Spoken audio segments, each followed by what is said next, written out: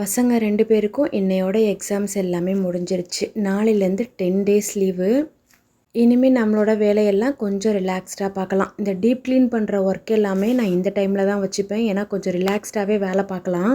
இன்றைக்கி நைட்டு டின்னருக்கு வெளியில் பார்த்துக்கலான்னு தான் பிளான் பண்ணியிருந்தோம். அதனால் ஸ்நாக்ஸ் மட்டும் செய்கிற வேலை தான். காலையிலேயே வேர்க்கடலை ஊற வச்சுருந்தேன். பசங்க வந்ததுக்கப்புறமா அதை பாயில் பண்ண வச்சுட்டு அப்படியே சைடில் காஃபிக்காக பாலும் காய வச்சுட்டேன். டெய்லி நட்ஸ் ஜூஸ் எடுத்துக்கிறதால அந்த பாட்டில்ஸ் எல்லாமே இன்றைக்கி காலியாகிடுச்சு. ஸோ அது எல்லாமே வாஷ் பண்ணி காய வச்சுருந்தேன். அடித்த வெயிலுக்கு சூப்பராகவே காஞ்சிட்டு அதையும் ரீஃபில் பண்ணி எடுத்து வச்சிட்டேன். இந்த பாட்டிலில் ஃபில் பண்ணுறது எனக்கு கரெக்டாக 1 வீக்குக்கு வரும். அதுக்கப்புறமா அகைன் வாஷ் பண்ணிவிட்டு மறுபடியும் ரீஃபில் பண்ணி எடுத்து வச்சுப்பேன்.